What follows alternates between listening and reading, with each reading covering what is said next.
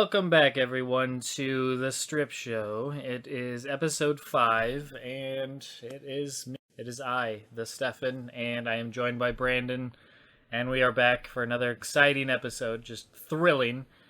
We are coming off Civil War. We have another horror movie to talk about, and we're going to review Civil War the comic as we said we would. And so let's do that thing.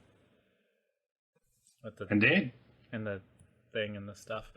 All right, well, right off the bat, let's cover the horror movie called Hush. It's just this movie I watched on Netflix. I just strolling through Netflix, looking through it for things to watch, and I saw that there was an interesting looking horror movie that apparently got good reviews on at least Netflix. I didn't actually look into it any, but it had decent reviews on Netflix, which if it was absolute crap, usually you don't get that decent on Netflix. So I was like, okay, I'll give it a watch. It's got like 4 out of 5 stars. Might as well. It's like an hour and a half. It was a short movie. Give it a shot. And well, it was good. I liked it. I mean, it wasn't like an amazing film. I don't think it's nothing that's going to change my life or anything, by watching it. But I thought it was interesting that they clearly had man, my throat is just fighting me. I thought it was cool how they used their budget in their favor, because they kept it all around the same place the entire time. They didn't need fancy car chases or like action scenes in other locations. It was very low budget, it felt like, in one house. And I thought some of the camera work was decent. I thought the suspense was really decent. The violence was effective, but it wasn't gratuitous. It wasn't gore-filled or anything like that, but it had its moments of decent payoffs to character deaths, and I thought it was a great concept of somebody being deaf and how that plays into something like that, because I don't think that's something that's been explored, or if it has, it's not something that's been done to death. Interesting concept. And my last final thought really is, there's only really one complaint I could think of that comes to mind. I'm sure there's others, but one thing that came to mind is I really wish the guy didn't take off the mask so soon in the movie. I mean, I like the mask. It's creepy. It makes the killer that much more menacing. I mean, Jason without his mask isn't the same. Ghostface without a mask isn't the same. And just so on and so forth. When the killer takes off the mask, it kind of loses that creepy factor to me. I mean, the guy was creepy still, but I don't know. I like that mask, and he took it off about 20 minutes after wearing it in the film. And so that's my only complaint, is I think he could have gone a little bit longer and just had him take it off in like the final, the climax of the movie type of thing. But they at least made sense on why he did it. He just didn't care anymore because she thought that was like an excuse, like, oh, I haven't seen your face, you can just leave. And he's just like, I don't give a shit. That was well done. And that was, I think, it's interesting. I agree with everything you've said. I'll add stuff, of course, but basically I'm spot on. I'm on the exact same page. And I think that's one of the best scenes in the movie, because it tells you so much about the murderer. Right. But you're right. When he's wearing the mask, it doesn't matter who he is. He could be anyone. He's every threat that could happen to you when you're by yourself and you're vulnerable. That's what he represents. Right. When he takes that mask off, and I know why they did it, because they actually did kind of get, I don't want to spoil who the actor is in case you are going to watch the movie, audience, or listeners, because it actually is kind of a high-ish profile actor, and I didn't recognize him. I've seen him in movies. I didn't recognize him until I IMDb'd him. I haven't recognized him at all, so I'd be interested in knowing who that is. Okay, well, yeah, I'll pass a note over to you in a second. Sure. But yeah, I was like, I looked at IMDb, I'm like, oh shit, that's him. I didn't recognize him. But I see why they did it. They wanted to. I guess it was sort of like here's your actor, audience. Here's your top billing. So yeah, but I agree. It really lost a lot of the power was gone. It brought it down to earth in a big way, and I don't know if that was effective. No, no idea who that is, by the way. I'd have to IMDb, I'm sure. I'd probably notice them after some movies that... He's from this movie. Still haven't seen that. Oh, good movie. It's very Still good. haven't seen that, but yeah, But interesting. yeah, it reminds me a lot of a movie called You're Next. Right. It's almost the exact same premise, only they added the deaf stuff. And I personally did not like Who's Next. My brother's a big fan of that Hmm. movie. It's interesting because this movie has a lot of the same problems. That movie they took the masks off too quickly. I just feel like the character was better written, while that movie felt kind of like a parody, a very subtle, dry parody. This Right. movie took itself way more seriously, and I was much more invested in the fight.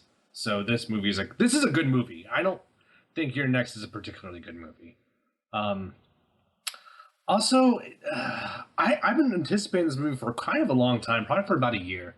It was Interesting. just funny because I had no idea what it was about until I saw the description on Netflix. What's up? Right. No, interesting. Yeah. Yeah, because it's directed. I don't know. I think it's like co-directed or co-written or. The creative involvement is with Mike Flanagan, who's probably my third favorite horror director of all time. He did Oculus. He did Absentia. That's a top 10 horror film in my opinion. Probably his best work, and so I think he's the best new horror director. I think by far. I don't watch a lot of new horror these days, but I don't think anyone's better than him right now. At least on the new wave. Overall, I obviously like James Wan better. Probably like Scott Derrickson a little better just for previous works. But so I was excited. Not a criticism, but this movie was extremely hard to watch. It took me about 3 days to finish it. Jeez. Cool. I mean, what was your experience like? Because I watched it this and that was movie, fine. Yeah. the tension was hard, man. This movie is a tense, difficult movie, and the character is vulnerable. The main character is always vulnerable, so you feel vulnerable, and it's just ooh, uh, I like oh. one thing I like but disliked, so it's kind of like a double-edged sword. Is I liked how dark it was. Like most movies, when something's dark, they don't really make it look dark. They just kind of give off the impression, well, this is dark, so this is why the character can't see. Us as the viewers cannot see in this movie, Yeah, I couldn't so see shit. it adds to that suspense factor because you literally can't see anything either. So you feel for the character, you relate to the character because you're looking to find where he's hiding or where he's at next just as much as they are. So you actually can feel that darkness, whereas in most movies, like I said, when it's dark, you can still make out everything in the distance. The camera plays into that too. The camera plays the game because there were times when he was watching her, but you didn't find out later because really the camera's only showing what she has access to. Right. So when he was behind her with the cell phone stuff, won't get into spoilers. Sure. Well, I'll get into one spoiler. So if you don't want to hear it, it's a very mild spoiler. Very mild, but it'd be a spoiler by my terms, so I want to play the golden rule here. If you don't want to hear it, skip 45 seconds ahead. But I really liked how they didn't kill the cat. So refreshing. Just I don't care how scary or dramatically fulfilling your movie is. Don't kill cats. Don't kill dogs. Don't kill anything. I remember we talked about this before about animals being Yeah, killed. it hurts me. I think for two reasons. A, I'm not desensitized to it. I did not grow up watching cats die, at least in movies. However, I Is did that a watch thing that people watch? It's like cats die in the movie. all the coolest cats die in hardcore. No, it's I have seen real cats die because I had cats. You know, I saw my cat die of a seizure. I Sure. saw one of my cats get hit by a car. That's a little too close to home for me. So, spoiler over. Skip to this time code. You're right. Whatever. Yep, that's good. Anyways, no, I don't. Yeah, I don't think there's anything in this movie that you can really spoil. Really, I mean, it's not like those. It's not one of those types of movies where it's heavy on story. It's all about the suspense. It's all about the thrill, and it's all about because there is no. I mean, this might be a spoiler, but it's like an anti-spoiler, but it's like there is no big reveal. Like there is no big hook to this movie where it's like, oh, the killer was this person all along, or this or that, or oh, this person, blah blah blah. It's just like, no, it's just a down-to-earth film that's based on, hey, what if there is a deaf person that lives in the middle of nowhere, kind of, and somebody decides to start stalking them and trying to kill them or mess with them mentally. It's like it felt very real. A lot of it felt very realistic on how they would handle the situation. There was plenty of moments where I was like, she should just try and do this, and then she went and tried to do that, and it didn't work out for her, and I'm like, okay, that, thank you. Like, there's no logic gaps that I feel like you have to make here. I mean, there's plenty of times where she tries to run away outside, and logically so, it didn't work out for her for whatever reason, and she was punished for it. So it's just like things like that that I appreciated in this movie. It was very simple. It kind of reminded me of like Saw or Oculus, and like I said, in the simplicity of it was all in one location, so there wasn't a whole lot of jumping back and forth anywhere. It's all based on this house. You never really leave that house, and so yeah, I definitely recommend it if you like horror movies, kind of like simpler stuff like that. And I wouldn't even really, I mean, it's a horror movie, but it's probably more of like a suspenseful thriller than it is a horror movie. But I mean, it's got elements of all of those things quite a bit. It's almost got elements of the first Steven Spielberg movie. I haven't seen it in years, but The Duel, I think is what it's called. Where it's that one dude versus the trucker. Yeah, I don't think I've ever seen that yet. I've seen it on TNT like in 1998 or something like that, but it's been a long time, man. But the movie's all about this one relationship between the victim and the killer and how she deals with it. And you're right, there are no logic holes. I think maybe there are one or two moments where I'm thinking if she gunned it for the trees, she probably would have made it. Sure. But you absolutely understand why she doesn't do it. I would not have done it probably. I mean, because it's extremely, yeah. Well, I was just going to say because she'd be completely out of her element then, because she can't hear, he can hear her. Chick running away in the forest would make a hell of a lot of noise, and she wouldn't be able to hear him. So, yeah. But I agree with you. I was thinking the same thing. It's like, you throw this over there to distract, now you run your ass off and just don't look back. Like, never stop. So, I agree with you. That I was thinking the same thing, but that would be the only thing I would think that might be difficult for her, is that she can't hear, so he naturally has that advantage. She steps on a twig, he instantly knows where she is, whereas he could sneak up on her pretty easily. And even if she finds help, you know, she's handicapped. I mean, to communicate the problem quickly and efficiently on the clock, it's not a very solid plan overall. So, Right. And I don't know how far away she was from civilization. I don't know how far away she was from the nearest interstate. We really don't. All we know is she's in the middle of nowhere. We don't know how big nowhere is, so it may have never been an option to begin with. Right. Good movie though. Definitely. I'll probably enjoy it more now that I'm not fucking like on the edge of my seat, just like like covering my mouth. I don't know, like that. It was a hard movie to watch. Not gonna lie, but good stuff. Very good stuff. Definitely. So check that out on Netflix, and it's called Hush once again. And okay, let's move on to Civil War. First off, Civil War it's currently at 90% on Rotten Tomatoes. Let's check our Rotten Tomatoes. Pretty sure I said higher than that, but I can't. I'm not 100% sure. Mine was actually dead on for like the first couple weeks or the first week or so, but then I checked it just now before we started, and it was down 1%, which it threw it off. It's at 90%. I guess 91. You guess 92. So we're both very, very close. You're closer than me, not just because of the 91%, but you were just straight up right for a good while. Yeah, that's the score that counts, in my opinion. Doesn't matter what it says in May. It's all about that first 14 days, I think, you know? Sure.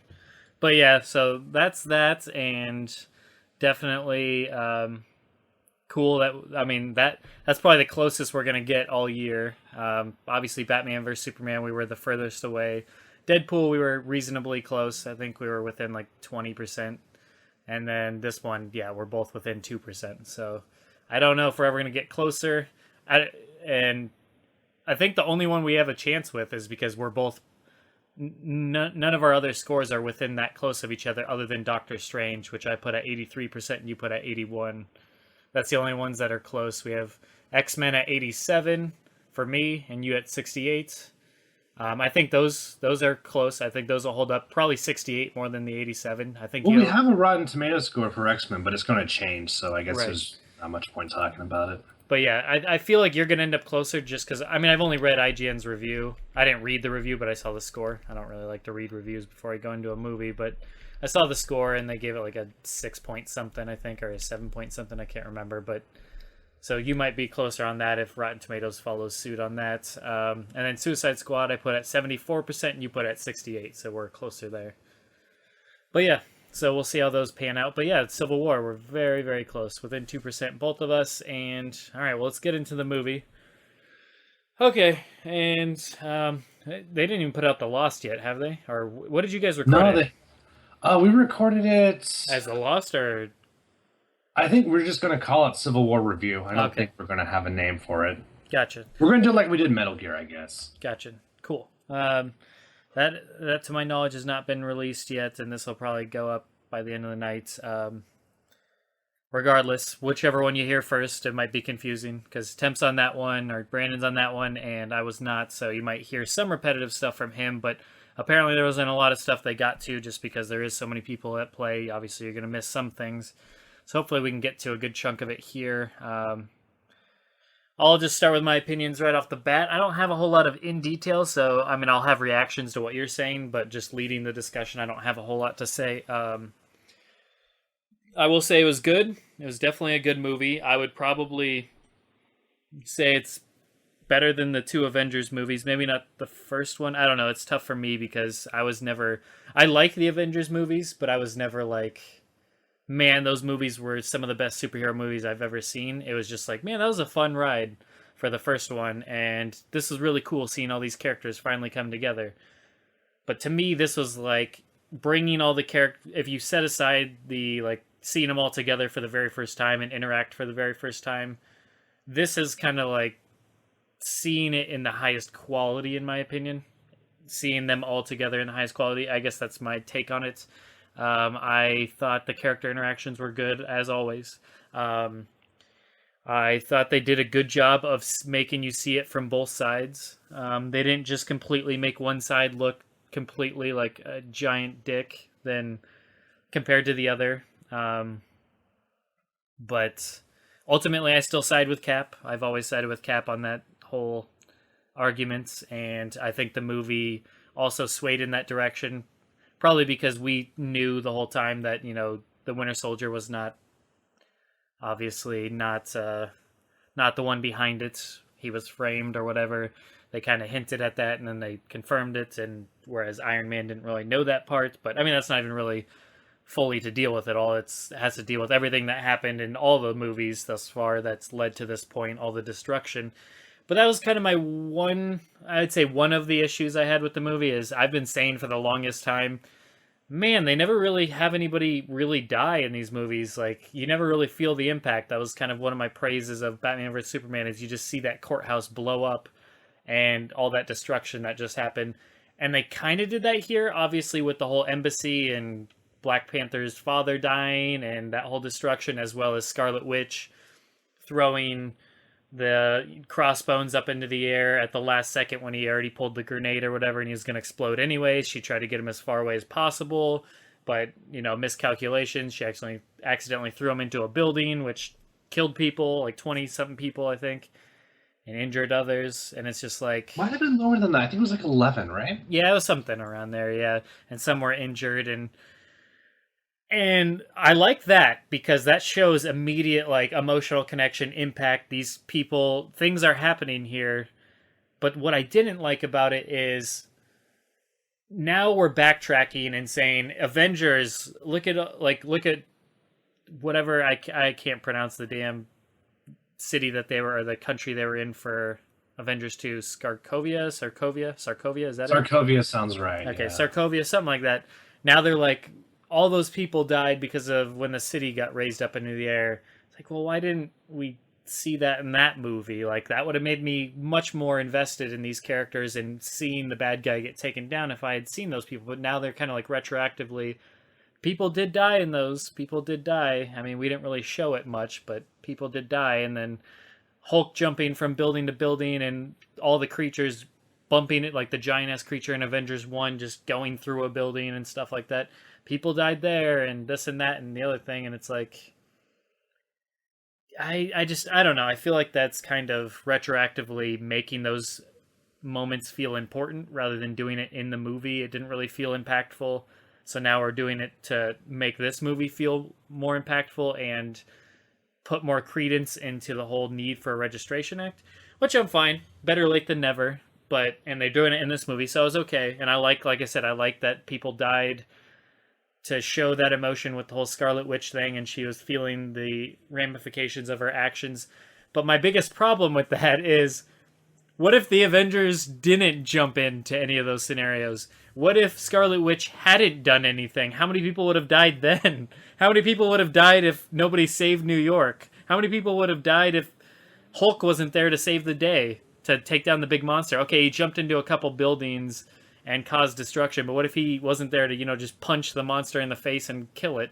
That thing would have just destroyed New York on its own anyways, so that's in the city raising up in Avengers 2. If they didn't go there and save the day, it's like, why are the Avengers being blamed for that? Why are superheroes as a whole being blamed for that? That to me is just kind of like a lot, like that to me. I have a hard time understanding why the need for that. It's like, had they not stepped in and did what they did, a lot more people would have died. Especially in the Avengers 1 and 2 scenarios. Because obviously the Scarlet Witch thing, it's debatable whether people would have died. If she didn't... Well, I guess if they never confronted Crossbones, maybe nobody would have died there, but a lot more people probably would have died if he kept doing whatever he would end up doing anyways. But in the Avengers 1 and Avengers 2 scenarios, they were literally trying to kill the entire planet and all the city and all of that stuff. So it's the few versus the many. 30 innocent people died, as opposed to thousands to potentially millions. That's the part where I'm just like, what? Why? These are the people that need to be arrested? These are the people that need to register and wait for you to give them permission? And that's the part where I'm just like, okay, this seems kind of silly.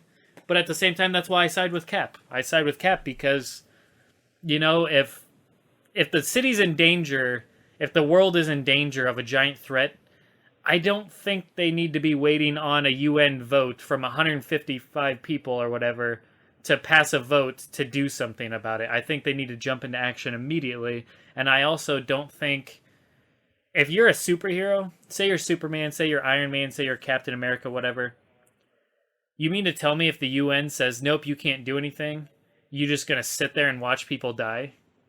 That's not a superhero. Superheroes don't just say, oh, okay, I guess I'm not allowed to help them. The superheroes are supposed to risk life and limb and do everything they possibly can to save life. So that's what just that's why I'm on Cap's side in that. As for the movie itself, I mean, that's just kind of where I stand on that. But where do you stand on that before we kind of jump around here? I mean, it's very clear the movie itself is on Cap's side. I'm glad you mentioned... His name is in the title, after all. That's kind of biased. It's a giveaway. It's not Iron Man Civil War. Yeah. Well, I mean, somebody could argue it's just as much an Iron Man as a Captain America movie, but Sure. Even in the story, they throw Tony under a bus pretty quickly.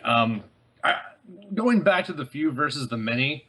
they're talking shit to the Avengers because 11 people died, because there's some collateral damage. I mean, how much collateral damage would there have been if Iron Man couldn't stop the nuke and all of New York was blown up? Right. Are they held responsible for that? Talk about unappreciative. And I hammered this point hard on the Lost. I really drilled this down because Iron Man's side makes no fucking sense. Because we already showed one of the most powerful government agencies, S.H.I.E.L.D., was corrupted by neo-Nazis for 40 years, and no one noticed. And now we're going to give these guys the... I mean, just in real life, I'm not going to get into politics, but in real life, I'm not the biggest fan of the U.S. government, and that fucking goes double for the UN. So, no, I'm Team Cap all the fucking way. And I mean, even by the end of the movie, Iron Man didn't even do anything wrong. And Ross says, you're lucky you're not behind one of these cells. It's already going to shit. It's already falling apart. It's already getting corrupted. So I'm like, how the fuck is anyone on Team Iron Man? I respect your opinion if you are. Like, I like the diversity, but that's where I stand. I don't know. Yeah, we're in agreement there. I think it's just, the whole pro-registration just doesn't make any sense, at least from this movie's perspective. We'll obviously talk about the comic, and it's a little bit different in the comics and whatnot, but anyways, continuing on about the movie, action was fantastic. I thought the build-up of the characters was great. Like, I can't help but compare it to the comics to a degree, because I feel like the comics does so much more to build up the reasoning behind it, because there's so much more that builds up to why it's happening. Whereas this movie felt kind of like I said, they're retroactively being like, you see here when this happened, and I don't feel like those examples are great, as we just covered, is because if they hadn't stepped in, then what? But trying to think exactly. Zemo, we talked about Zemo in the chat just briefly, but it felt like I liked that for once a villain wasn't just like trying to take over the world, and he wasn't just trying to outpower the heroes, or he's not hiring a bunch of goons to do it. He's trying to make them fight each other, which is great. I would have liked to seen him in like a more Zemo like costume. He just looked like a Joe Schmo, but he didn't, because there was concept art released of what he might look like in the movie, things they were considering that looked more like his comic book attire, and they didn't go with anything like that. So that was a shame, but ultimately, yeah, he just felt like kind of a footnote. I don't know necessarily that they needed him for everything that was going on. I mean, I guess for the Winter Soldier part of it makes sense, but I don't know. I don't know. I feel like he took up a lot of screen time. I feel like he made the movie very long. Like I said on the other cast, I like the character. I don't necessarily like him as a villain, because it's a long movie, and we go through the vast majority of the movie without really knowing what his motivations are. I didn't even know he was evil till like that until I saw him like in the psychologist outfit trying to fuck with the Winter Soldier. Oh, I wasn't really even 100% convinced then, because I was thinking maybe he's using the Winter Soldier to manipulate. Maybe he's trying to take down the other Russian project victims, or I still wasn't clear. So Right. I wasn't really 100% sold on him, and I like the character as its core, and I have a feeling, given how much praise he's received, we'll probably see him in the suit, and we'll probably see him as an anti-hero in future Marvel movies. I think that's a strong possibility, but yeah, I just, every time he was on screen, I feel like he killed the momentum. I feel like this movie in general had some pacing issues. Oh, I'll agree with that. Yeah, wholeheartedly. There was, as much as I pain to say it, there was times where I'm just like, and I know you're gonna kill me for this, but because honestly, I was more consistently entertained throughout Batman vs Superman, and I know you thought that was super boring a lot of times, but honestly, that's as much as I hate to say it, because this movie had a lot of great action. It really, really did. Like, I love the action scenes. During the action was phenomenal. It's hard to beat that action, but there was just some times where it just dragged on, and I was just like, get to something. Get to something. Yeah, no, it's I feel like this movie gets. I'm going to give this movie a high score, but a lot of that score is going to come from the airport scene. I feel like if you take out the airport scene, you barely have a top 5 Marvel movie. I still think it's good and it's solid, but the airport scene is really what broke new ground, and really was like, wow, this is amazing. And you know what? I'm not going to kill you for thinking Batman v Superman had better pacing or was more overall entertaining.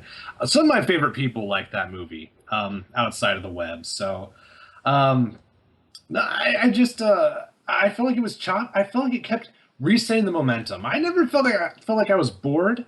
But unlike Winter Soldier, which kept building and building and tumbling, Right. this movie it was like so many stop signs. It was so stop and go, Yes, you know, and exactly. that's okay. That's not bad. I feel like, well, it is a little bad because I feel like they could prevented it. I feel like if they handled Zemo a little better, like I was telling the other guys, I was just taking Zemo out. To be honest with you, it's nothing against the character. I just. All right, I'm going into this a little bit early. This is my biggest problem with the movie. I really didn't like the fact that the final fight happened because Tony Stark found out that the Winter Soldier killed his parents. I really didn't like that, because when I saw the trailer and I saw Captain America and Iron Man fighting, I thought it was because two people Disagreed. reached the Yeah. boiling point of their own Right. convictions and they were contrary, and this was a logical consequence. No, it was because of this really contrived plot twist that I still wasn't really sold on it, because I feel like we've known Tony Stark long enough to know that this isn't really in character. I can't, especially since he knows what happened to the Winter Soldier, and he knows he was brainwashed. I didn't think this fight made sense. I don't think this fight was consistent with Tony Stark, and it felt really contrived to me. To add on to that real quick Yes, is definitely. when you say contrived, it's like it was never really a factor until this movie. You know, if this is something they built up in the Iron Man films, that he misses his parents and like they tease like that they died in that way and all of that stuff, and then they finally blow their load here and they pull that twist and like, oh, it was Winter Soldier. All like they teased it throughout the film, and I thought it was really good how it starts out. You know, early on with Tony Stark in his younger self. But I mean, that's kind of the problem is they built it up just for this movie, so it definitely felt like here's an excuse to have them have a big blow up at the end. But I also didn't feel like it was characteristic because he knew it wasn't Winter Soldier's like fault. It wasn't actually him doing it. He knew that at this point that he's clearly being brainwashed by people. He's being mind controlled, brainwashed, whatever. So why is he all of a sudden to blame? If I get brainwashed, you know, hypothetically in a superhero world, say Iron Man gets brainwashed and he accidentally kills somebody else loves, is he going to be like, "Yep, just kill me"? I wouldn't want that. If I get brainwashed and I get like controlled to kill somebody, I'm not gonna be like, "Yep, you're right. I deserve this." Like, what are you? I didn't do anything. Why are you? No, that's not how this works. I didn't do anything. Kill the person. Take it out on the person that caused this, not the person that did it. Do it on the person that actually caused it. So, I thought that was silly. It just seemed like he had a moment of seeing red and he was going in rage and wasn't thinking clearly. But it's like, his parents didn't die last week. His parents have been dead for a long time. He's not still in this emotional state where it's like, you killed my parents, I have to stop you. It's your parents died a long time ago, and 1991. yeah, 1991, and we're led to believe it's in real time. So it's what, 25 years later, ish. Yeah, something Ish, like something that. like that. Yeah. So it's like, come on. Really? You're going to take it out on this guy now when, yes, he's the one that did it, but it wasn't him doing it? Like, that doesn't make any sense. So, I don't know. Yeah, I mean, here's what I would have done. If they insisted on that plot twist, instead of having Captain America win, have Tony Stark win. And when the time comes for the killing blow, he decides not to do it because he knows he's being irrational. But we can't really have that forgiveness moment with Tony Stark if we're going to do it with Black Panther. I mean, I would have been fine with both, but I know a lot of people would not have been. And the Black Panther forgiveness scene was really good when he decides not to kill Zemo. That was super touching. Yeah, but that was effective, yes. I just feel like it would have been more in tune with the character and would have been a lot more dramatically interesting if Tony Stark had won the battle. And he could have won. I mean, Captain America kind of clutched it out in the end, but Tony Stark could have won that battle. And if he had, and he chose not to kill the Winter Soldier, everyone would have come out looking better. But yeah, I just don't think they wanted to go that. It would have been a better movie if they just had not had that twist at all. But since that's where we're at, although I will say this, I really did like the scene where Captain America and Tony Stark are in the Winter Fortress or in Siberia, and they're kind of communicating the fact, or Tony's communicating the fact that he's not here to fight. I thought that was a really good scene. Sure, yeah, and it worked. And I'll add on to what you were saying is they had both of those things, and that's kind of basically putting exclamation point on what I was saying as well, is that his parents died 25 years ago. Okay, so we have one person whose parents died 25 years ago, and now all of a sudden he's enraged, and he can't stop because he just found out that it was the Winter Soldier's orders to do that. And then at the same time, we're having a mirrored thing, but Black Panther is able to look past that and forgive after being enraged the whole movie, looking for revenge, but he finally comes to his senses. But it makes more sense because his father just died, and it was that person that actually was the responsible one for that. He wasn't tracking down and then found out it wasn't him. He actually forgave the person that did it, and it just happened like a week ago or 2 days ago. Meanwhile, we have Tony Stark, who just finds this out after like 20 years or whatever, and it's not even the guy that's responsible for it, like truly responsible for it, and he's just seeing red. I don't know. It just seemed odd to me, but yeah, I agree. Having them both there just kind of, when you had one that was done so effective with Black Panther, and then you had Tony Stark, it just made the Tony Stark one look a little dumb. Although I should say, Black Panther's not entirely off the hook either. Or better yet, Captain America's not entirely off the hook because Captain America and Black Panther were chilling in the same building for like a couple of days. Captain America couldn't walk downstairs and like tell Black Panther, "Hey, this is what's going down." He was brainwashed. You know, it wasn't really him. I talked to him. He's actually a nice guy. That conversation never happened. And I'm thinking, why? You know? But I mean, Black Panther, I would say, had the third best showing in the entire movie, which is really good considering the cast. Sure. Black Panther was amazing. I'd agree with that, yeah. He fights like an adorable kitty cat, and I fucking love it. It's so good. I want to see that movie now. Now I am sold on Black Panther. Yeah, they did a good job introducing him for sure. I would agree that he's in the top 3 best performances in that movie, best showings. That suit looks so good too. That is an amazing looking superhero suit. Definitely. All right. Well, what else is there really to cover? There's a lot. Well, really. yeah, the air. Well, then you might need to take the reins because I can think of the airport scene, but I can't think of. Other than that, there's just really great action, of course, just throughout the film during the times where it was, and I mean, there's certain things that I still need to say, but I think I'm going to save it till the comic so I can compare them to the movie after we've already discussed the movie, and we can jump back and forth as to not be like, oh, well, in this comics they do it like this. I'll save it for then. But well, anyways, you go ahead and... Well, I was going to say, we kind of ended the last segment with who had the best showing, who had the worst showing. I don't know who's going to be posted first, but and I won't say the best showing yet because that goes to the airport scene. But the worst showing I thought was Vision, and like I said on the other segment, I like this movie. I really do. I don't mean to just go over the complaints, but that's where all the interesting talking points are. I really, really like this movie. I did not like how they handled Vision. If they wanted him to take the role of incarcerating Scarlet Witch, they should have written it better, because it makes him seem like a domineering, forceful, just male figure. It doesn't work, in my opinion. And I don't even think it really made sense. Because did she ever have a track record of harming people outside of battle, outside of collateral damage? So she can't go grab some milk from the store? That didn't really click for me. That and shit happens. I mean, she made one mistake. It's not like, like you said, it's not like there's a track record there. That could have happened to anybody. And the fact, and this is coming, I mean, the orders were from Tony Stark. Are we correct on that? Is that correct? Yes, because he confirms that in the airport scene. Okay. Indeed. So he was the one that was basically telling Vision, keep her there. Tony Stark is a weapons dealer before he becomes Iron Man. He attributed to so many deaths.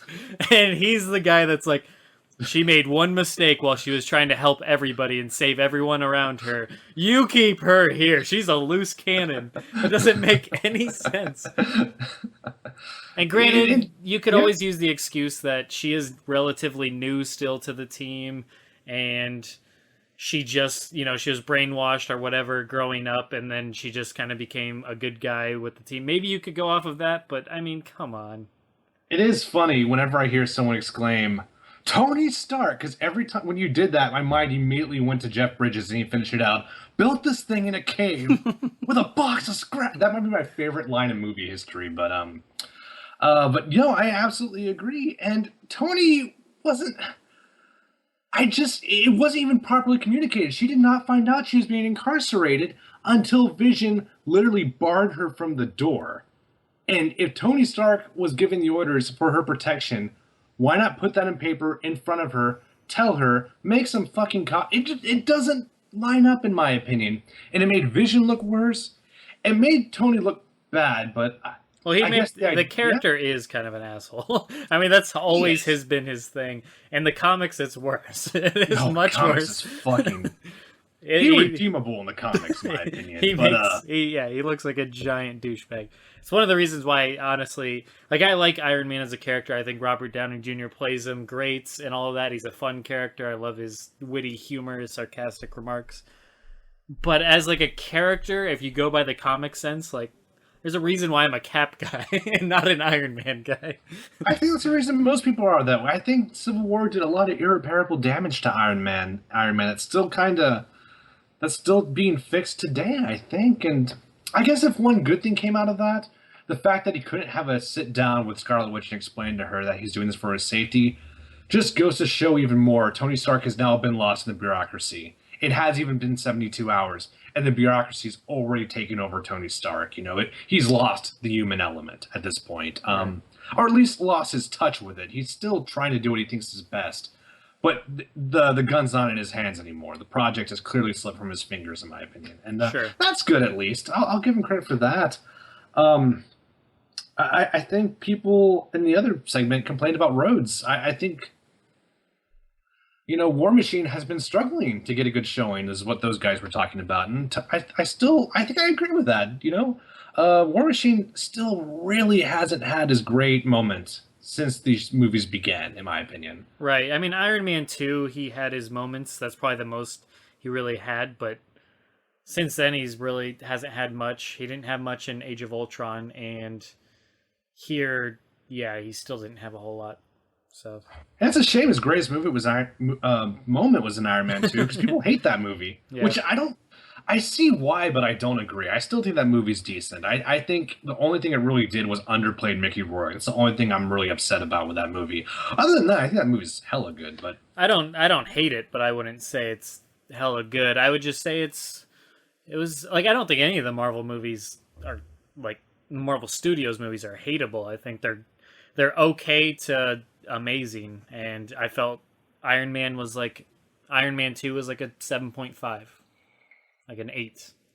Thor It, 2 came close. it was just Thor bad 2 by proxy if you compare it to the other ones, but it's not a bad movie by any means. That's true. With Marvel, okay equates grossly disappointing, Sure, which is sure. exactly what Thor 2 was for me.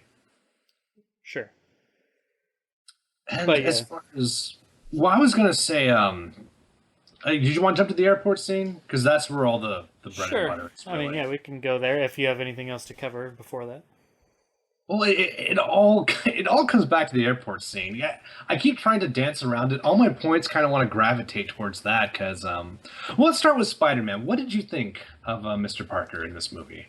Thought he was good. A little odd. I do have some things that I'm just like not sold on quite yet, but I like the kid. I'm sold on the actor. I think he seems like a fun Spider-Man. I dig that it's finally like an actual 15 or 16-year-old or whatever rather than a 20-something-year-old playing a 15, 16-year-old. That's cool.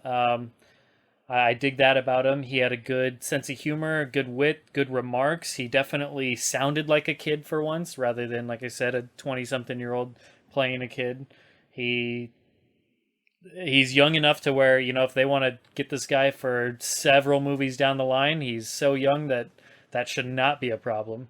But no, he definitely fit the Peter Parker way, way more than like I like Tobey Maguire.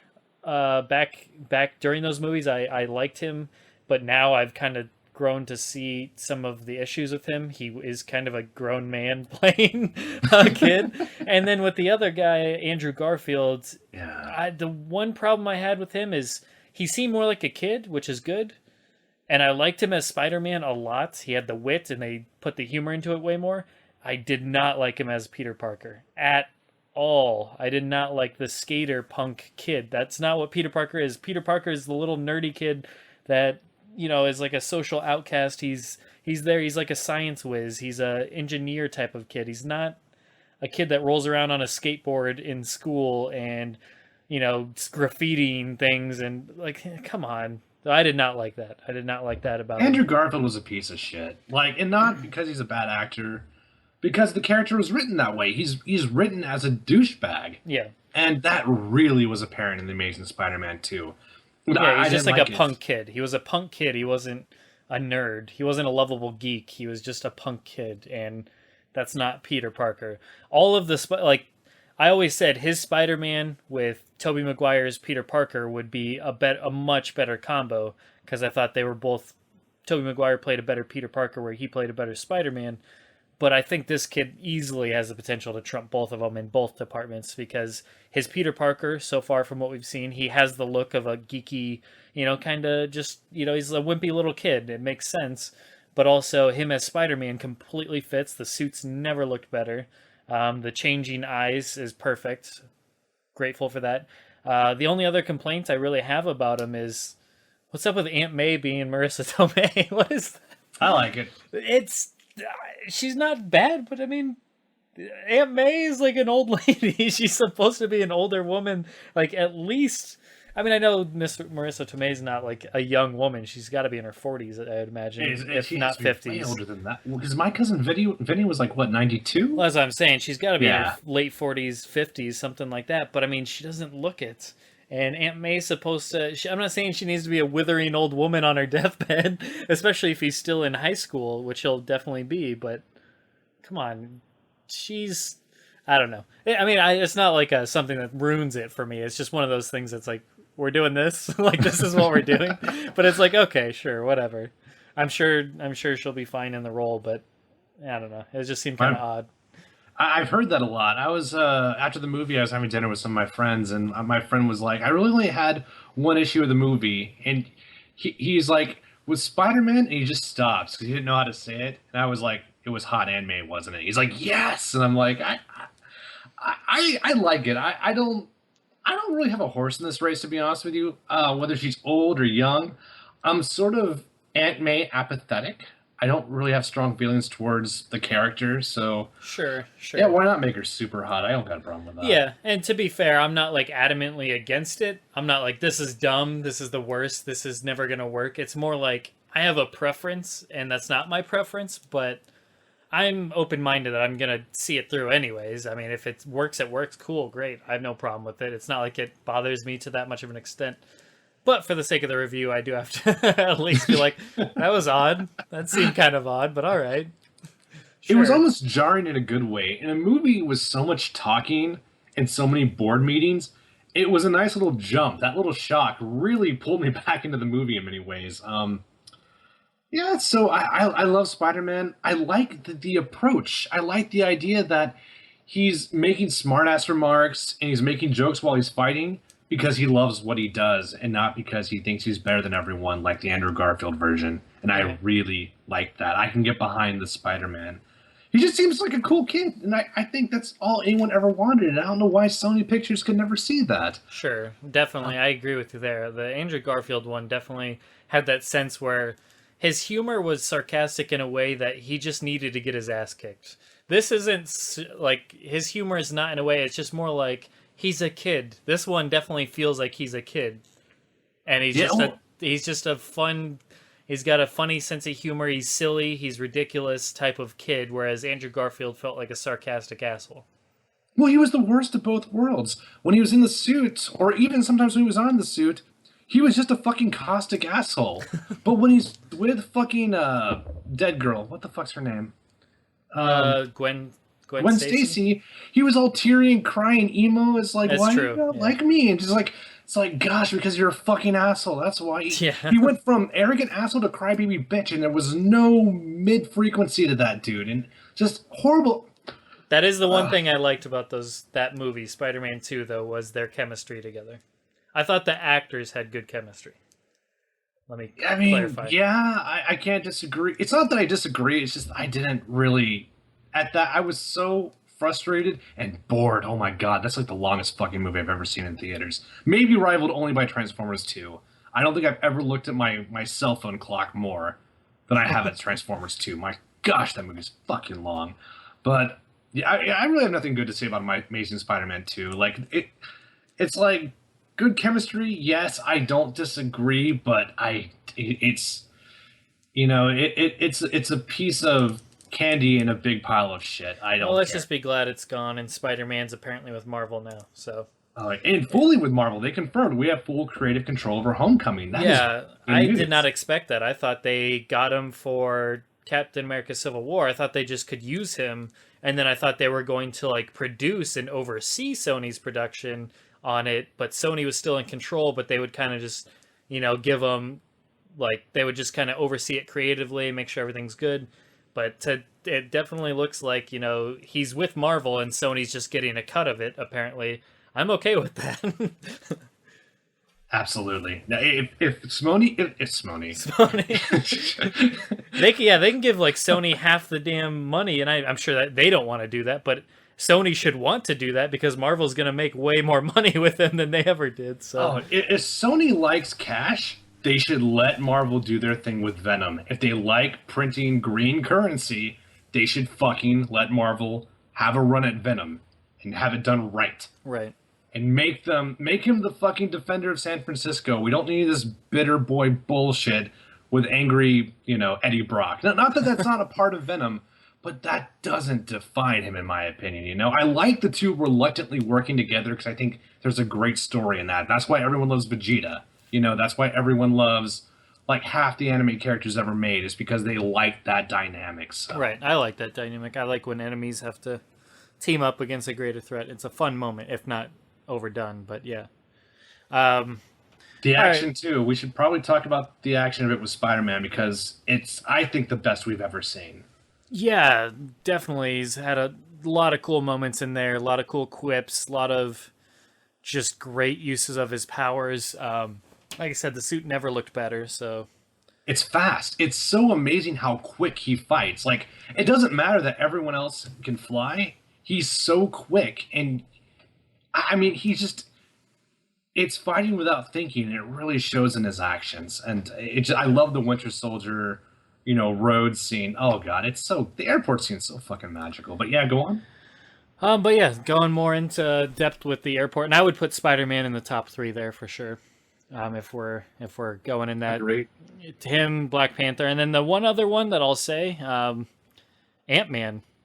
Ant-Man would round out that top 3 for me. He is so greatly used in this movie. I mean, the movie was great. The movie Ant-Man was great, but man, was he awesome to see. It's the same thing with Spider-Man. To see these two characters interact with other characters, because I mean that's the beauty of the I don't even know what the fuck that was supposed to be. Beauty. It's like a Pokemon Butterfree. Anyways, my point was the beauty of the Avengers types movies, and this is kind of like an Avengers type movie, is seeing them all interact with each other, as we've talked about. To see Ant-Man and Spider-Man interact with these other characters, especially on Spider-Man's behalf, because he's been waiting a long time to interact with these characters, that in the comics, his interactions with those characters are gold, so it's finally great to see that on screen. But with Ant-Man as well, it's really, really tremendous. Man, they were the best comedic things throughout the entire movie was Ant-Man and Spider-Man in that whole airport scene. All their interactions were great. So yeah, I mean, and the action, how they used Ant-Man and making him Giant Man and stuff like that, definitely really, really awesome. Just so many great scenes. I love when he goes into Iron Man's armor and starts taking things out, and he says, "Who is that? Who's that talking? It's your conscience. We haven't spoken in a while." That's just a good fucking quip. That's a good burn against Tony Stark.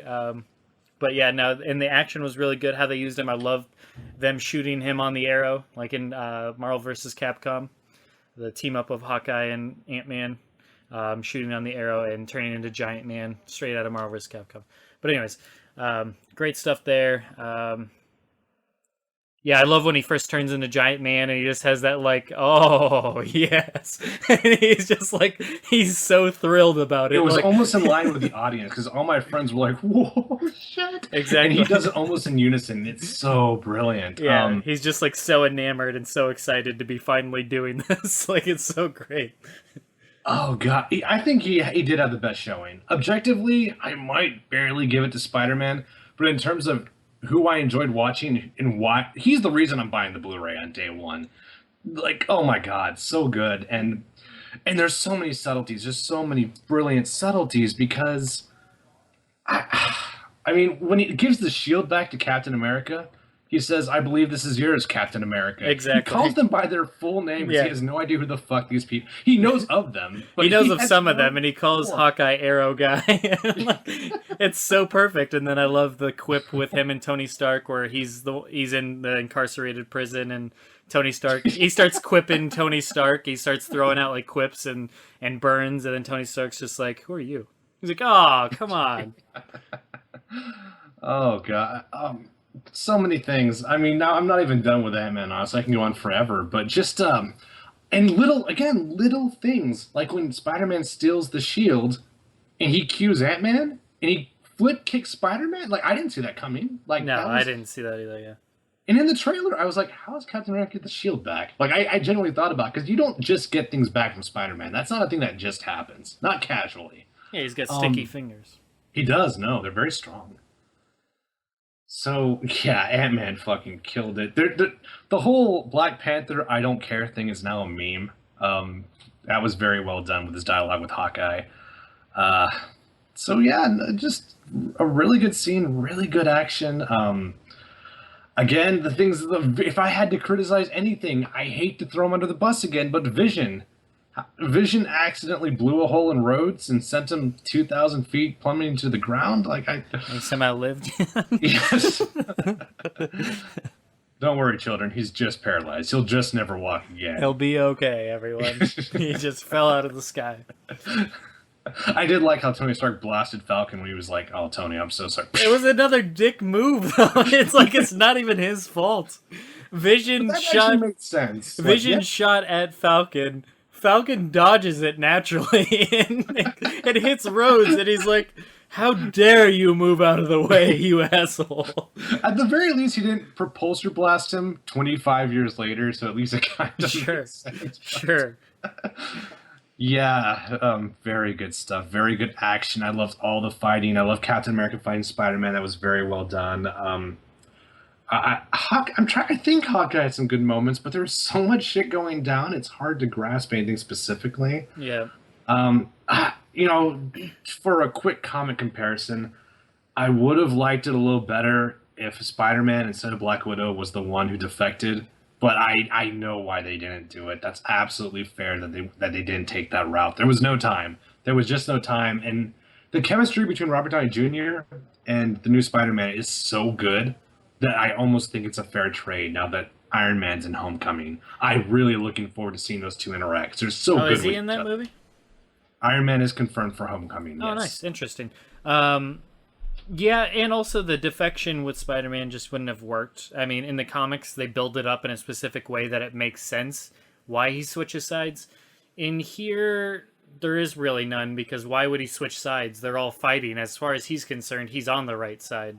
In the comics, there's certain events that take place where he realizes, this is fucked up. I need to get the hell out of here. I'm going to fight for the other team now because this is not right. Whereas in the movie, there's nothing. I mean, there's still the incarcerated prison, but in the movie, they make it seem like Tony Stark had no idea about that. In the comics, Tony does know about it. Yes, he actually went to the blueprints and turned them in. And that's where, and that's where it's different, because that's a huge leading factor of why Spider-Man defects, is because you're incarcerating these people. That's not right. Whereas in the movie, Tony kind of plays innocent to that whole factor. And it eventually breaks him out, So, or he doesn't break him out. That's Captain America does that. But either way, yeah, he plays innocent to the knowledge of that existing to start with. But anyways, yeah. So it wouldn't have made sense. It would have taken too long to build up to. But whereas Black Widow just had that built in, because she was always more with Cap than Iron Man to begin with. She's always been on Cap's side in the movies in that regard, at least. I mean, even though she started out in Iron Man 2, she was just there to check up on him anyway. She was there to oversee Tony Stark. She wasn't really there to be buddy-buddy, but...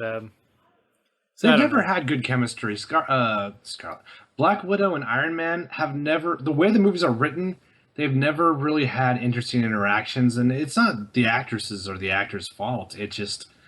They're not put in situations where they can have meaningful dialogue.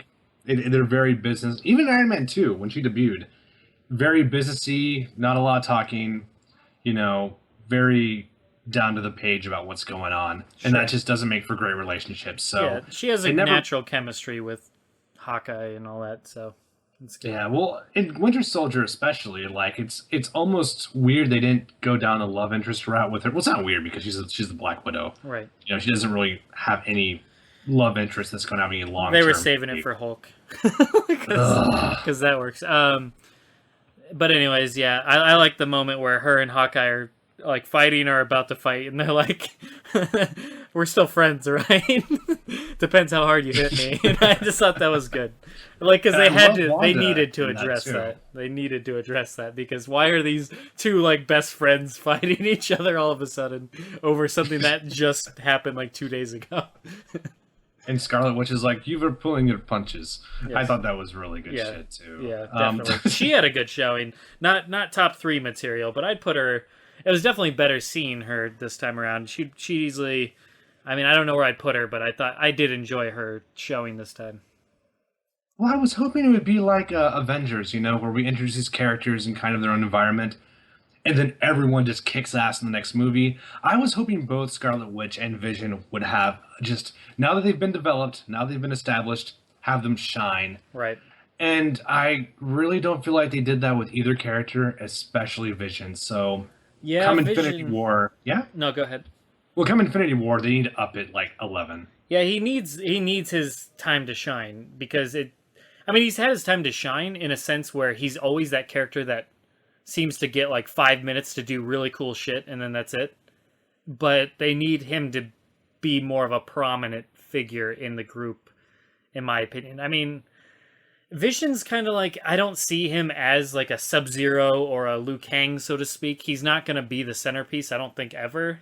But I think he should at least get the status of, he needs to get at least 5 more minutes. He needs to get twice as much action as he's getting and twice as much importance as he's getting, because he really did in Avengers 2. Yeah, he only had those few moments there at the end. And then in here, he only had, again, he was just a background character. So I definitely agree. He needs that Ant-Man performance. He needs that Spider-Man performance. My God, yes. This was not the movie to make him a jobber. I mean, because with all the other characters, we had their introduction, and then the next movie, we had all their good qualities just really come out, and the audience was just able to just immerse themselves in that and just bathe in all the greatness that is Iron Man. The audience can never do that now with Vision. He was introduced for like 20 minutes in Age of Ultron, and now he's a douchebag. I don't. If you were trying to sell the audience on Vision, well, then let's face it, we kind of need to do that. Most people who don't read comics aren't probably familiar with Vision. This was not the way to do it. I think he needed a much better showing, in my opinion. And even Scarlet Witch, very good. I still think we could have used a little more. Yes, I agree that we could have used more. She didn't get the Ant-Man, and that's why I said I wouldn't put her in top 3, maybe not even top 5. She, if I had to say, like, percentage-wise, Vision got, like, let's say 40% of what he should have got, whereas she got maybe 75% of what she should have got. So it's something like that. She definitely got more than him, but we definitely need to see more from the both of them, and I'm hoping they're building up to that, because in the comics, spoilers, they're a couple, so I'm hoping they're gonna fucking play up that storyline, which will give them both a lot more story time. And God, she is so into that performance too. When she's doing her telekinesis, she does like the witchy hand movements. Right. She does this like little like It's very cool. 1960s Yeah. like hippie dance. It's really She's very different from everyone else, which obviously Doctor Strange will probably dampen that a little bit, just because he is also a sorcerer and magician, magic user as she is. But I definitely, I want to see more of her. And yeah, Vision did get kind of like, he had a couple good moments. He had the moment where he went through Giant Man. He just went through him, and then Ant-Man's like, "Oh, he just flew into me." He had that moment, which was really cool, and then he had a couple other ones. All the times where he'd go through a wall, and they're like, "You need to stop doing that, or just take the door, please." And so there was a point. The door was open. So. There was those moments, but yeah, he didn't really. He also got kind of punked out by Scarlet Witch. Unfortunately, she just fucking shut him down immediately. Well, I mean that fits though. I think that makes sense. She's a very, very, very powerful character. Oh, she's insanely powerful. If you ever read The House of M, oof. I'm going to. It's on my list. Shadowloo sent me a link with all the X-Men comics I need to read, so I'm going to get on that probably in a couple of months after I get a little further in Strange. Yeah. So yeah, how that comic ends definitely shows you her power. But anyways, moving on. Other characters. I mean, Cap and Winter Soldier were both really good in this movie too. I liked both of them. It's strange that they call it. I mean, it was a Captain America movie because he did. A lot of it was based on his relationship with the Winter Soldier. I mean, that's what the main focus was for the most part, and then the whole battle between sides, of course. But you were following him around for the most part. You weren't really following others around throughout the movie, so it made sense. So I thought he had a great showing. Not as great as his individual films, but what do you expect? But him and Winter Soldier had some really good team up stuff. I thought I liked their fight where they're throwing in flashbangs and he's throwing the shield down on it, and then that kind of whole thing between them when they're fighting when he's first trying to get him to come to his senses or whatever. But yeah, no, good stuff from all the characters for varying degrees. Trying to think if there's anybody we're leaving out character wise. Falcon was okay. I mean, I'm not a big fan of Falcon as a character, so I'm not like let down if he doesn't have enough showing. I thought he was actually, this is probably the best we've seen him. Like, I really like his fighting style. I think him and Captain America have a really good buddy thing going, and I think it's always really fun to watch those two together. Yeah, they're definitely partners like in the comics. If you want to talk about bad showings, fucking Peggy Carter. Funeral? Oh yeah. Yes.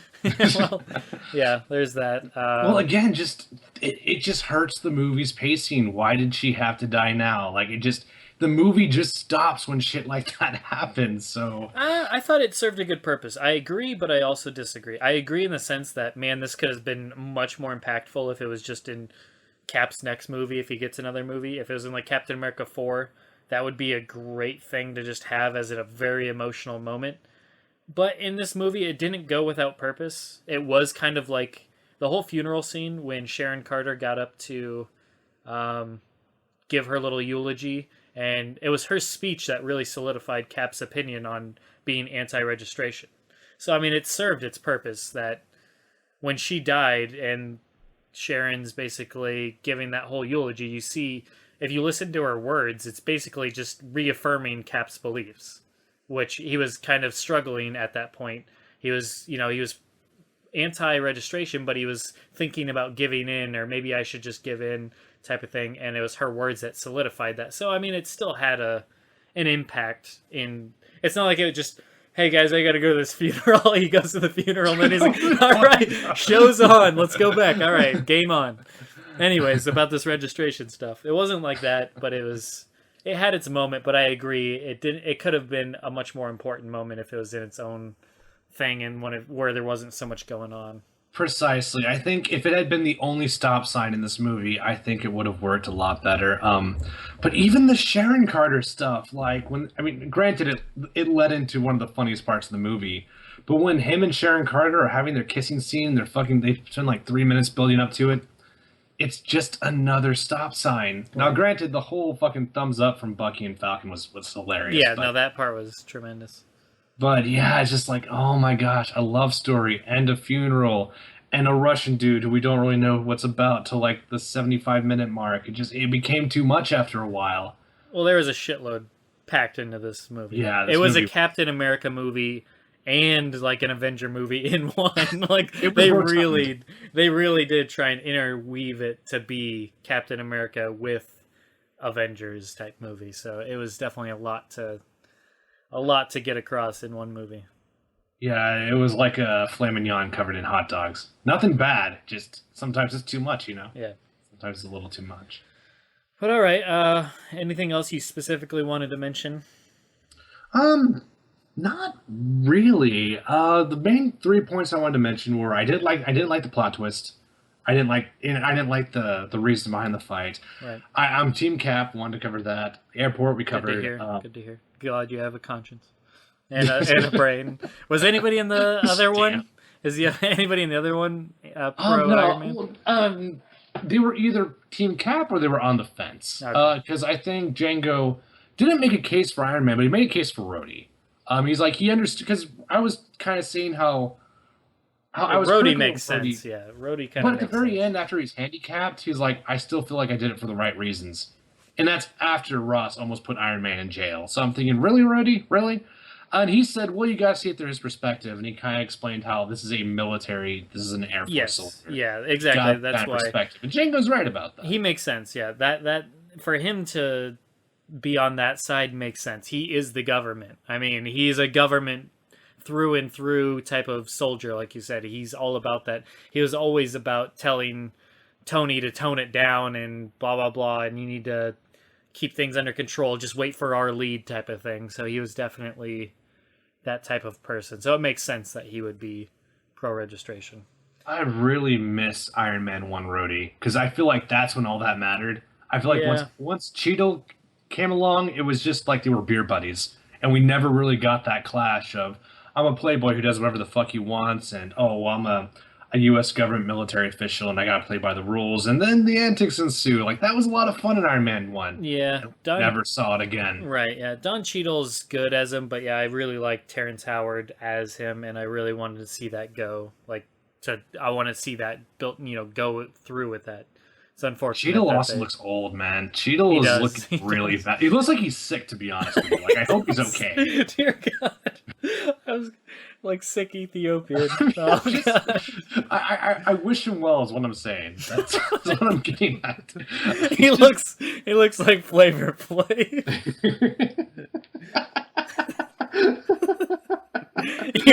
And Flavor Flav is his stunt double. All right, let's bring in the stunt. Yeah, boy. I can see War Machine wearing a giant fucking clock around his neck. That would be sick. I would be against that. Okay. Anyways, dear God.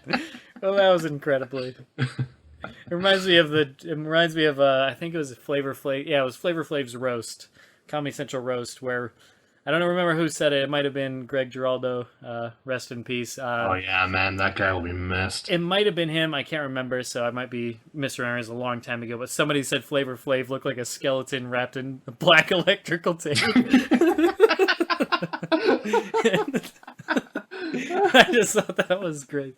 Anyways, I just want to say, like, this has nothing to do with anything, but it really sucks that Greg Giraldo passed when he did, because I feel like he's been kind of forgotten. It sucks that Mitch Hedberg went out, but when Mitch Hedberg went out, he had been kind of immortalized, and I feel like Greg Giraldo's been lost in the archives, and I find that super sad because he was so talented. Yeah. But yeah. Let's see. So yeah. All right. So we covered all those points. Covered the movie. Final thoughts. I give it a. Let's say.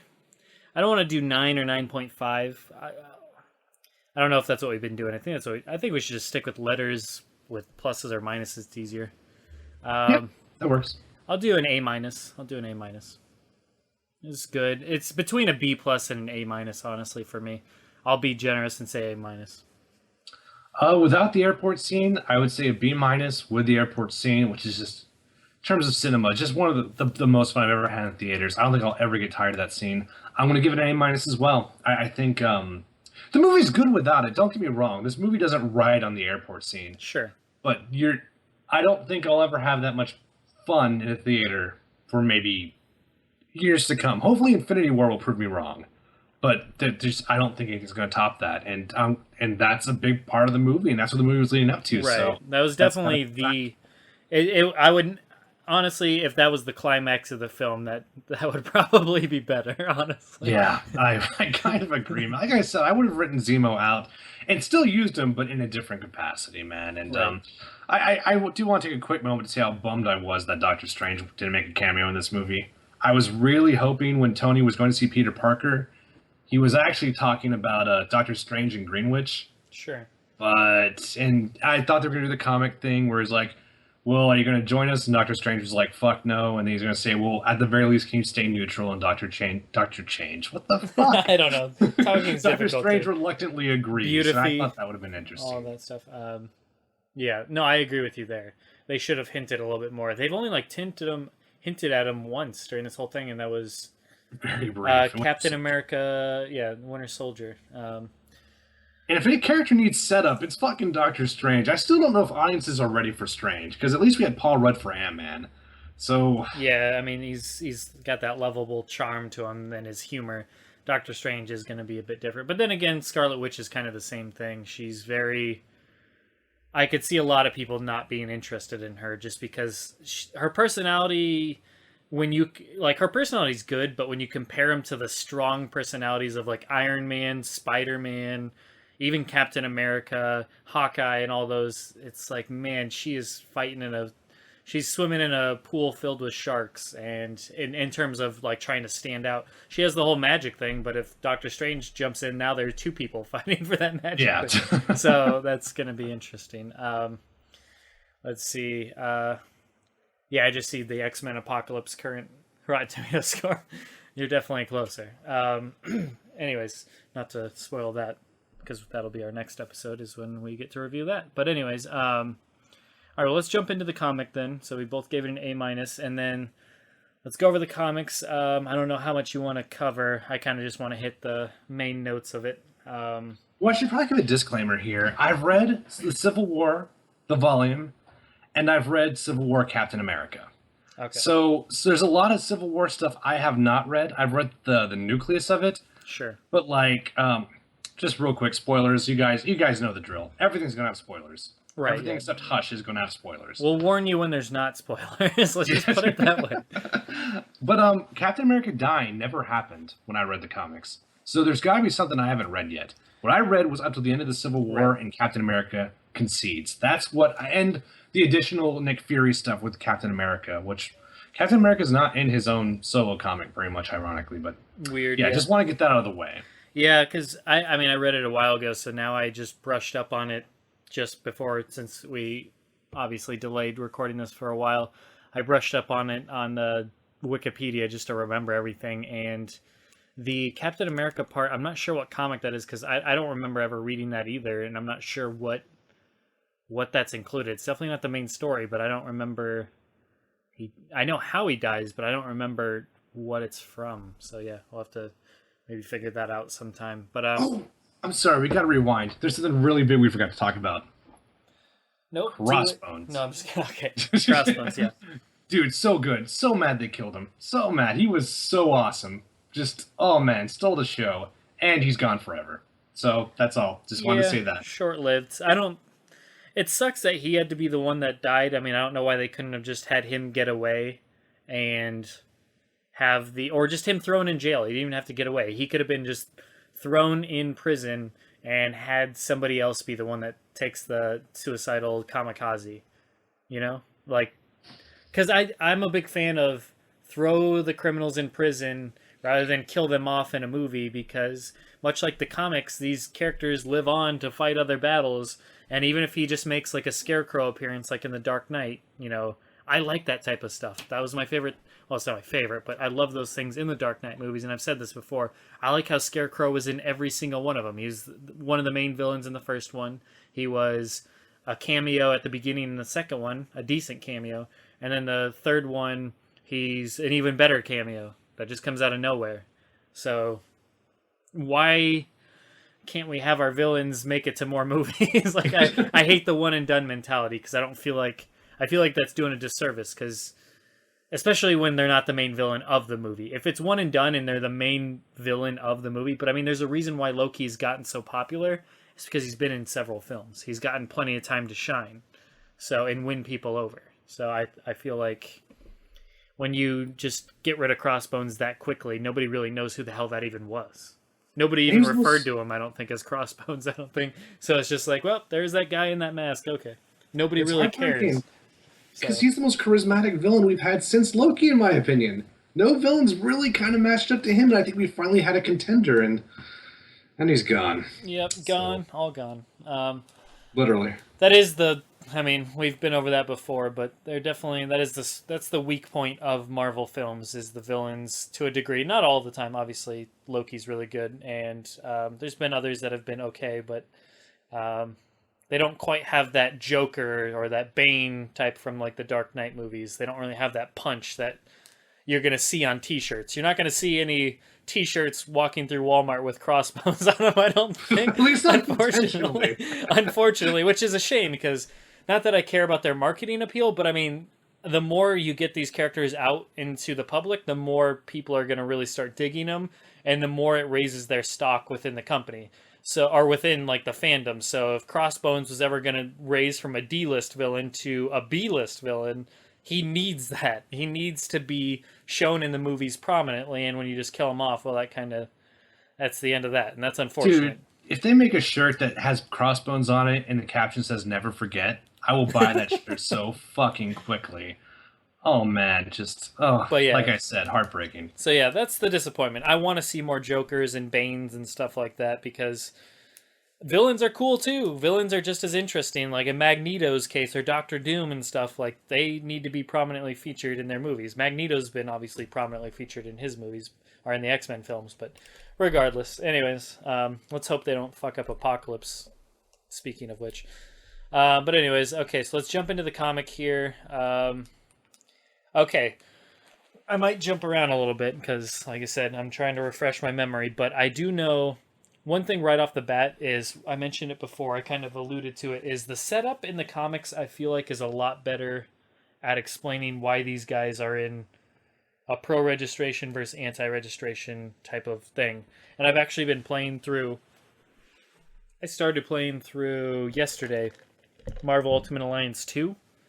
And that is based on the Civil War storyline as well. Although I think it plays out differently, but it hits a lot of the same beats. And the war itself or whatever has the same thing that starts it, and that's Nitro basically blowing himself up right next to a school and basically killing hundreds of people, including a ton of kids and whatnot. That's a good starter. Like in the middle of a city district, It's high blowing skill up. for sure. Yeah, and it only happened because of them, the heroes trying to do what they were doing when they didn't really need to in that particular case, and they kind of pushed the villain to a point where he made a point and just killed a bunch of people. And it's like that made way more sense than Scarlet Witch accidentally throwing somebody into a building that killed 11 people or whatever and injuring 20 more, and she was just trying to get him away from killing other people that were already going to be dead anyway. So it was a lose-lose situation there, unless she, aimed correctly. But I mean, I don't know. So it's an explosion. You put an explosion in a 3 feet radius, shit happens. Yeah. So yeah, the start of the war, I thought, and it was built up over a lot of different instances that I thought just added more credence to why these people were going the way they were going. So I thought right off the bat, I thought it was done better in that fashion. What do you think? It's sort of split because I do like the scale better because they basically destroy a bunch of children, like thousands of children at school. So yeah, that in terms of politicians, our politicians love their children. So yeah, it definitely is a better catalyst. I do think in the comic the reality TV angle is a little uncomfortable. I think it semi works, especially if you're a new comic reader and you don't know who these names are. Like, and maybe they were made up for the comic. I don't know, but yeah, the reality TV thing is kind of strange. And I knew about that going in. I'm like, how are they going to do that? And it's pretty much what I expected. But in terms of creating a political uproar, because in the movie you don't really get a sense that the people give a shit, or even that the people know about the Accords. Like the public don't really have a voice in this movie, for better or worse. Sure. Comics are not like that. The comics are like people don't feel safe, and the people are the ones. They don't pull the strings, but they're definitely the gasoline of the situation. And that's what raises the scope so much. So in many ways, it is better. Yeah, it's forcing the government rather than the government being like, all right, we think you're out of line. It's more like the people's demanding that something be done, and the government's just, they have to do something because they can't ignore that. So it makes sense to that regard. And the reality TV angle, yeah, was weird, but that's also showing that they weren't taking things seriously to a point that they should have. They kind of treated it like a game, so to speak. That should not be a real. This isn't Cops. This is a little bit more at stake than Cops. They're just trying to get some action for the reality TV, and that shit happens. Like that was a serious moment, whereas yeah, you didn't quite have that in the other one. But anyways, going on. Well, you are right that it does show that the superheroes were a problem. They were a problem that didn't need solving. Exactly. And whether the government needed to do it or whether, the Avengers themselves need to do it, you're right. That's addressed much better in the comics. Right. So yeah, and then we carry on. let's see, what was the next major points? I mean, obviously you get to the point where they're actually starting to enact that, and Tony is pro and Cap is against. Same thing. I mean, they, like I said, it's the same overall story. The movie obviously handled it much differently with a different setup, but um, the one big difference is in the comics, they are wanting them to register and basically show their identities, to the point where that's part of what the superheroes like Cap and them aren't okay with. They're not wanting their personal lives brought into it. They want that secret still there. They want that kind of a job versus personal life, and I don't feel like the movie really addressed that at all. I mean, I don't think they did at all. I don't know. It was hard because the only one who had a secret identity was Peter Parker. Yeah, I mean, and he's the one that fucking sacrificed it, which was also another Dick Tony. Like, fucking Spider-Man, you should just show everybody who you are. Okay, sure. No, but yeah, no, it's just like fucking like Spider-Man. Like, but I mean, that's a constant thing with Spider-Man is he does not show his identity. That's kind of a big thing to him. So that was kind of a big moment in the comics for him to with give Gwen that up. Stacy. I wouldn't either. Like after that, holy shit. Yeah. So, but yeah, so that's a big moment is with Peter Parker choosing to side with registration and give up his identity was obviously a huge moment in the comics. But, well, I mean, we've kind of discussed it, but let's talk about just how bad Iron Man got. We alluded to it before, but I mean, it gets to a point basically where he is the one wanting to incarcerate these superheroes on, like, what the hell did they call that? Had like a number. It's Prison 42. Prison 42. That's right. Yeah, and he's just like, that's not okay. And it wasn't okay in the movie either. It's really fucked up. But in Scarlet Witch has a shock collar on. Yeah, I mean, treated like an animal. That's like that's disturbing. Glad you reminded me of that because that's fucking that's shitty. And but yeah, in the comics, like that's not okay. And obviously that plays a big factor into what we were talking about with Spider-Man defecting. Is it was the prison thing that was really kind of a big thing for Spider-Man. That's not okay. And I think that had so much. Because Black Widow defecting in the movie didn't really have much of an impact. You're kind of like, okay, this makes sense that she's siding with Cap. Like, why didn't she side with Cap to begin with? This makes sense. Even when she defects, it's more like, well, I know you're not going to stop, so I might as well. There's no punch behind it. Yeah, there's no, like, turning point with her. It's just kind of like, okay, I guess I'm not going to stop you. She pulled a Batman in Batman Begins. I can't kill you, but I don't have to stop you. Or I don't have to save you. But anyways, she doesn't have to stop him, so then she just fucking lets him go. But in the comics, Spider-Man turning sides after he gave up his identity already, that is a huge thing. Because he gave up probably the thing that he fought hardest to keep secret. And he's already given that up, and now he's realizing he's fighting for the wrong side. Like, talk about what a bummer that is. Like, jeez. He was my favorite. Well, yeah, he was my favorite character in the comics. Yeah, he's great. Personally, I think the person who had the best showing in the Civil War comic was the Punisher. Actually, I really, really liked his scenes a lot. He's the one who saved Spider-Man after Spider-Man gets the ever-loving shit beaten out of him. By the supervillains who are now working for the government and Tony Stark, which is just awful. Yep. It just gets worse. Like, I mean, they really make Iron Man out to be like the giantest douche. Well, it's because the biggest difference between movie Iron Man and comic Iron Man in Civil War is that comic Iron Man is remorseless. Like at the very end of the comic, he's explained to the mother of the child victim that the reason we call it Prison 42 is because it was number 42 on a list of great ideas I had. And I'm like, that is so fucked up. And it just, after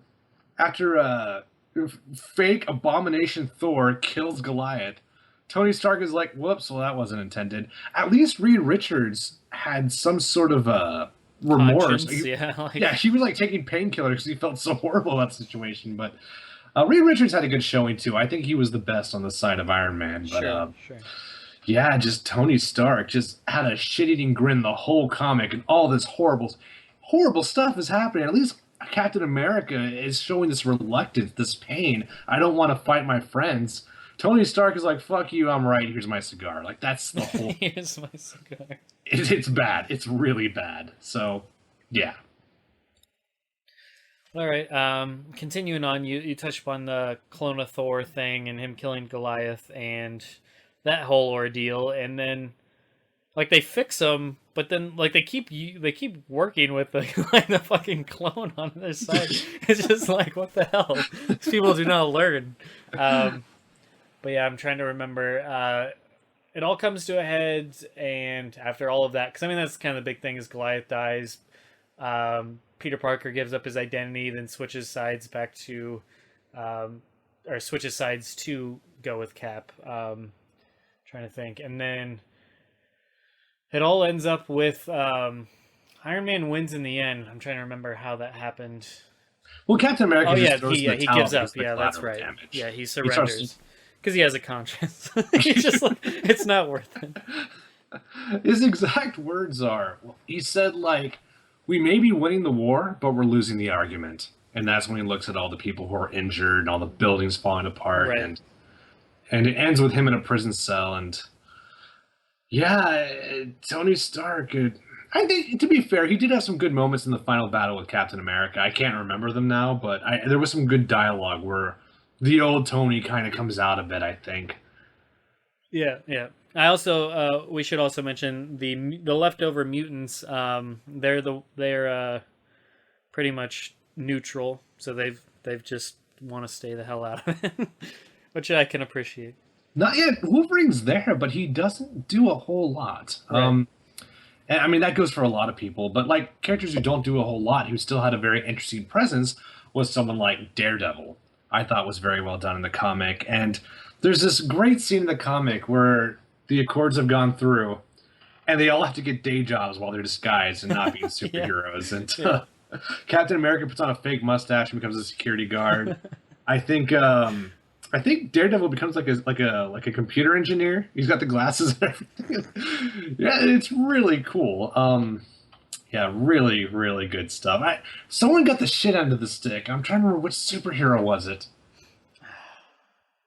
He What wanted job like was a it? point or something. I don't know. I can't. Man, it's hard. I can't even bust out the comic because I have to turn my iPad off every time we do the podcast. Because if I silence my phone, my iPad still rings. So I can't even fucking check. But it was funny. It was a good scene, and there's a lot of subtleties like that that unfortunately can't make it into the movie. Right. But it really makes it feel like everyone's affected.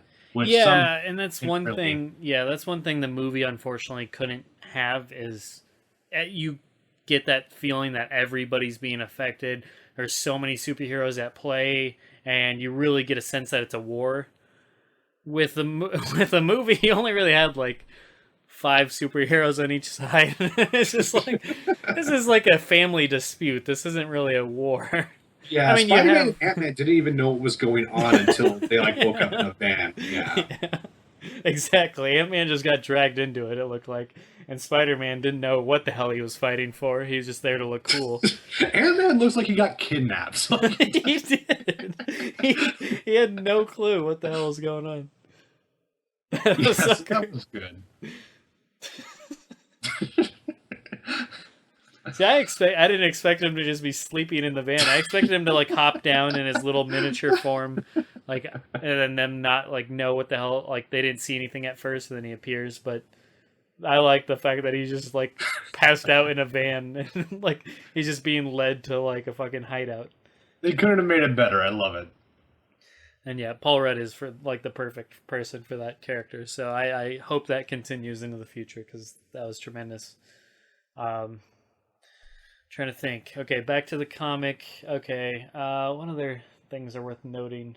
Well, I mean, employing supervillains is a big mark against the legislation. Like, I think Bullseye and a couple of others who I didn't recognize. But Bullseye is the one that stuck out to me because I've been reading a lot of Daredevil lately. Right. And that's just... Granted, I think I don't know if they're color controlled, but the fact is, whether they're under control or not under control doesn't change the fact they beat the fuck out of Spider-Man because Tony Stark told them to. Right. And yeah, just... But both the movie and the comics don't really make it even-sided in my opinion. I think the movie tries a lot harder, but doesn't really ultimately succeed, which is fine. I don't fucking need it to be even-sided. I don't need both sides to be equally represented because for one reason you can't. I mean, logic is logic at the end of the day. One side is probably just going to make more sense, but I don't mind having Cap being the hero. That does not bother me. I don't need Tony Stark to be shoehorned to the hero role if I don't agree with him. So I think that's okay. Yeah, I was so happy they didn't do that. I remember saying way back when the first trailer came out, I was saying, man, I really hope they do not make Tony Stark like the nice one in this scenario because, I mean, everybody loves Iron Man these days because Robert Downey Jr. plays such an entertaining Tony Stark. So many people are Iron Man fans that either weren't fans before, didn't even know he existed or whatever, but now Iron Man could easily be up there in the likes of, I mean, like a Spider-Man or a Batman. I mean, I'm not saying he's above them or even on par, but he's up in their ranks now in terms of popularity because the movies are so good in a sense of he's really just made a splash, especially with the Avengers films. Everybody loves that character in those movies, whether you like the character specifically in the comics or not. You like that character in the movies because he's so damn entertaining and funny that he's gained so much popularity. And they had him be the one that made Ultron instead of Ant-Man. I was like, oh, please don't do this. Please don't make it where he's like the good guy and Cap is like the one that's just like fucking getting everything wrong. And I was just like, oh, I could totally see them do that because Cap, while Cap is popular to comic fans, I don't think he doesn't have the iconic status of a Iron Man at this point right now. He doesn't have the Robert Downey Jr. pull right now. Right. Even with this movie and how successful it was, Chris Evans is not Robert Downey Jr. Correct. And I don't think he ever will be, to be honest with you. No, That's I don't okay, think so. but- And yeah, that's perfectly fine. You can be, I mean, people like Captain America. He doesn't need to be like the iconic one. So, I mean, I'm perfectly fine with that as a Cap fan. I don't need him to be Robert Downey Jr. level. And I mean, it's not that type of character where you can be. Captain America is not people love the sarcastic kind of asshole, but he has a charm to him. That character has way more range and is going to interest a lot more people than the goody soldier that, is just looking to do good, Yeah, Iron Man's a hard character to relate to. Like, I personally can say I don't relate to Iron Man. So if you made him the protagonist, I would think the whole thing would fall apart. The only reason it works in Iron Man 1, 2, we don't need to talk about 3, is because he's funny and you agree with his cause. But I don't know anyone like Robert Downey Jr. I don't know billionaires, who fucking are also genius engineer. It's not something. Now you can say the flip side. Well, I don't know any super soldiers either. But Cap, I mean, well, you have relatability with Cap. Yes. At least how I relate it with him is because at the end of the day, he's still that kid with a lot of courage and that was never the big kid. He was never the jock. He was just that kid that had a whole lot of courage, a lot of spirit, and a lot of fight in him, and just wanted to do the good thing and give everything he could to it. But he just didn't have the body to do it. Not all of us are fucking 6'5" and ripped. A lot of us are 5'11" or shorter, or not super in shape, or not super whatever. And Cap is that type of guy because he is the guy that people can relate to, that feel like they have the courage to do something, but they're not necessarily the best physical person for the job. And I think that's how. And Cap is loyal. Cap is. He's the guy that always gets up and keeps fighting no matter what. I mean, that's relatable to people, I think. It's written that way. He's written to be, someone you can meet in the streets. Tony Stark is written, his personality is designed to be someone who's been affected by years and years of being a celebrity. And that's not something I run into every day. I don't know celebrities. So it's just have someone's life affected by that, and to have that shine through their everyday interactions is just not something I can relate to. Well, I still like the character. Sure. But, if you're going to make him side with the Accords and make him relatable, that's a tall order in my opinion. Yeah. And so altogether, yeah. But yeah, going back to the comic, just goes, and then it ends on that with Cap giving himself up just for kind of just to put an end to things because it was getting way out of hand. I mean, that's how the actual Civil War storyline ends. In terms of, like you said, Cap dying. That's I know it's part of another one. I'm not sure if for the longest time I thought Iron Man had something to do with it, and because they're constantly even in comics these days they still have whenever they're around each other they kind of have that baggage still there between them, that tension between them from all of that happened. And I'm pretty sure Iron Man had some sort of like indirect or maybe even direct, I don't know. I'd be interested to look into how that happened, but I know Cap gets killed, but I don't think he actually gets killed. He gets paralyzed for a while, but then they obviously change it to where he can be Captain America again. So that was my next question. I was like, well, so they interact again, but I wasn't sure when Captain America was replaced by Falcon. So or the Winter. I get confused. Dude. I haven't read these comics, but it's Bucky that replaces him. But yeah, and that's what I was. Another worried thing I had is, and I hope this isn't in the future. I really hope Chris Evans signs on for more movies because this is. I think this or Infinity Part 1 is supposed to be his last movie that he's obligated to, and I hope he signs more because the guy that plays Winter Soldier is like signed on for like 9 movies or something ridiculous. And I was just like, no, I'm not even kidding. That's not even like an exaggeration. That's hilarious. It's literally like 9 movies, I think I remember reading, and I was just like, oh, please don't replace Chris Evans with that guy. No discredit to Winter Soldier, the dude that plays him. I think he's entertaining. But Chris Evans is Captain America. I would not want to see Bucky Barnes as Captain America. Not at this point. I want as much Chris America. Damn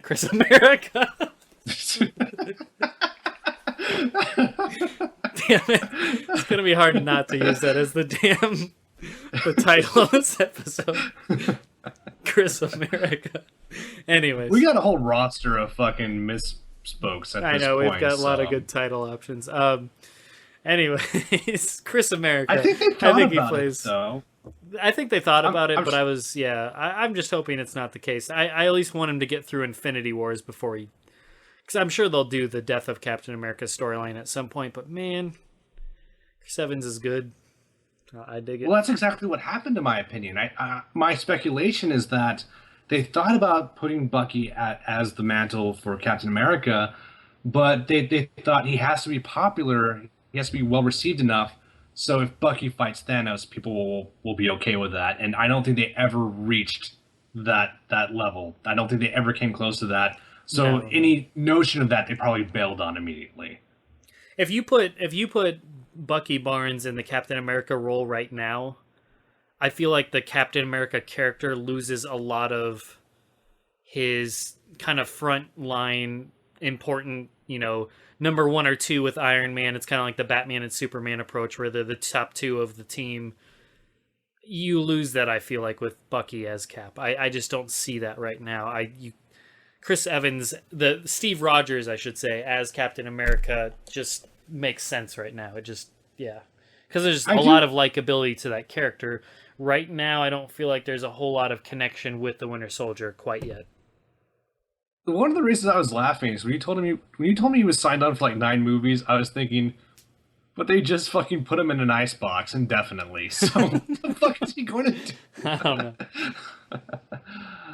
Oh man, that's going to be great because I don't know, that's funny to me. That's hilarious. But at one point, Chris Evans wasn't gonna.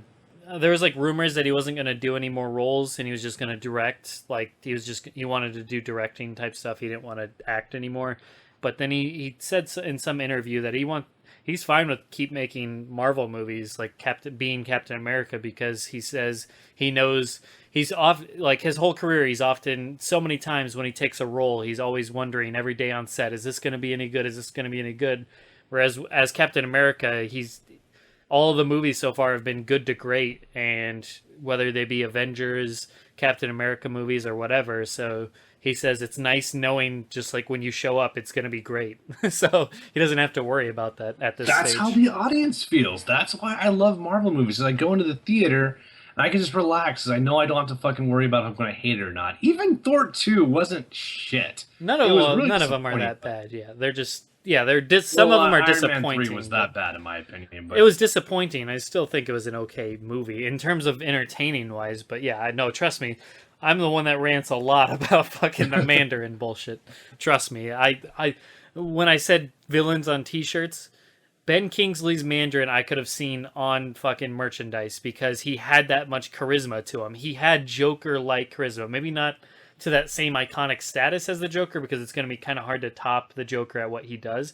But I mean, Loki is not the Joker in terms of charisma, but Loki's fucking Loki. He has his own niche carved out, and I feel like the Mandarin could have been something like that because his lines and the way he delivered them and his appearance, us as Americans and just in general, no matter where you are, in a lot of places, terrorism is something you're born to like fear because terrorism has led to a lot of death in a lot of places. Whether you live in America, you live in France or fucking England or any of that kind of shit, terrorism happens, and shit happens when that. So when you have this terroristic figure, as the Mandarin was, that worked so effectively as somebody that had just a presence about him, and then when you fuck that up and make it a punchline for a twist.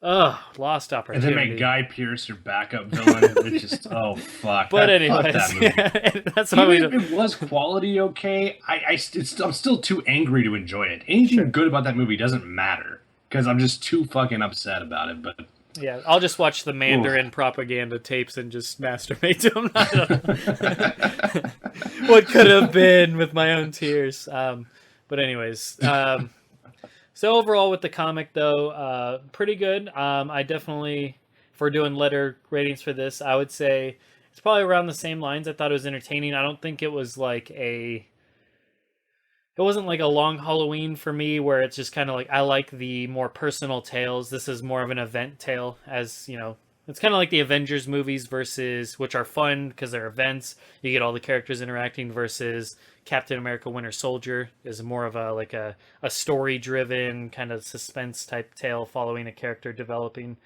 But for what it was, I mean, it's entertaining. I thought the story was done well. So I'd probably give it like an A- as well. I mean, B+. It's probably the same as the movie, honestly. It's just very well done entertainment, and it's fun to see all the characters on there and how many it's affecting, etc. But anyways. yeah, I mean, I would say an overall score, I'd probably give it a little lower. I'd give it like a B-. The real charm of Civil War comic to me is that you get to see all these heroes have a conversation that's very intriguing, whether you agree, disagree, whatever. That's the fun of it. I love seeing, Captain America, Daredevil, all chilling out in a diner wearing fake mustaches. That's fun to me. Seeing good people go to jail because Tony Stark is an asshole. An asshole. Holy shit. Yeah, we are all over the place. Yeah, it's a struggle. It's a struggle. Chris America, Axel, Beautify. I don't remember what the other one was that you said, but Dr. Change. Dr. Change. Dr. Change and Chris America. There's the fucking title. Oh man, but yeah, so that's the real fun of Civil War, and yeah, the movie took a different approach because it had to, and I think the movie overall works better just because comics they're on a schedule. They don't really have time. Like Spider-Man's defection, I feel like could have been a little more developed, but in a comic book, there's just no time. The movie had a little more time to work with some stuff. At the same time, they had more to work with, so they couldn't get as much done, and they were already overpacked to the brim. So I think just in terms of the conflict, I was drawn a little more into the movie. But in terms of just like a cocktail party with all your favorite faces, the Civil War comic's amazing. I feel like it just had a few blemishes here and there that kind of made it for being solid. And I think Iron Man is both a strength and a weakness when you make him an asshole. It's a huge double-edged sword. In some ways, it works because it really makes you get behind the main characters, but at the same time, we like Tony. In many ways, we miss him when you read Civil War. So sure. All right, well, that wraps up the comic. So next episode, should we? Well, do you want to touch on the new trailer for X-Men Apocalypse? Was there a new trailer? There was, yes, and it has a giant fucking spoiler in it. So okay, the one that was released like a week ago. 2 weeks maybe, yeah. Yeah, 2 weeks. I didn't know if you were saying like there was another one released like today or yesterday or something. Yeah, spoilers. We'll just say spoilers in this case because I mean it is kind of a spoiler. It's in the trailer though, but anyways, what that is they show Wolverine's claws. Yay! You already guessed that was gonna happen. They decided to blow their load before the movie could come out and just have it be a surprise. And I'm fine with it. I said I don't want Wolverine to be like the guy that takes up, the spotlight. I mean, we already have Mystique doing that for some reason, even though I like Mystique. I'm not complaining, but I just I want to see everybody get their time. Obviously, you and I both like Psylocke quite a bit. You and I both like Nightcrawler quite a bit. We want to see them in this movie quite a bit, I'm sure. So that's what we're both on the same page of wanting to see a lot of cool shit from them as characters because they're two of our favorite mutants. I want to see Cyclops be actually built up into what he should be and not just like some fucking punchline for Wolverine to pick on. And he's just like this douche. Yeah, unfortunately the trailer hasn't really. Yeah, they haven't really shown anything that gives you any sort of feel of what he's gonna be. It's just him doing like an eye blast. So who knows? Hopefully it's better though. But yeah, that movie's coming up. We have that'll come out before our next episode, so we'll review that next time. And it's only fitting that we have that be our next comic. We'll do something X-Men related, and we brought up House of M, so let's do House of M. Yeah, I'm done. Okay, House of M is good. It's got more characters than just your typical fare, so you're gonna see some good stuff there. It has some good Scarlet Witch, Magneto type focus to it, so it's it'll be interesting. But I know I really enjoyed it when I read it, so it'll be fun to revisit. So on that note, we will see you next time, probably here in, I want to say probably a couple weeks. The movie is not this upcoming Sunday, but the Sunday following, so we will probably do either next Thursday. Or no, not next Thursday, but the Thursday after next Thursday is quite a possibility. I think I should be moved into my new place then, so that should work out perfectly because I'm doing it on that Wednesday. Anyways, on that note, we will see you next time for the strip show. Later, guys. For more adventures with Dr. Change and Chris America. There you go. Dun, All right. dun, dun. And have a good one.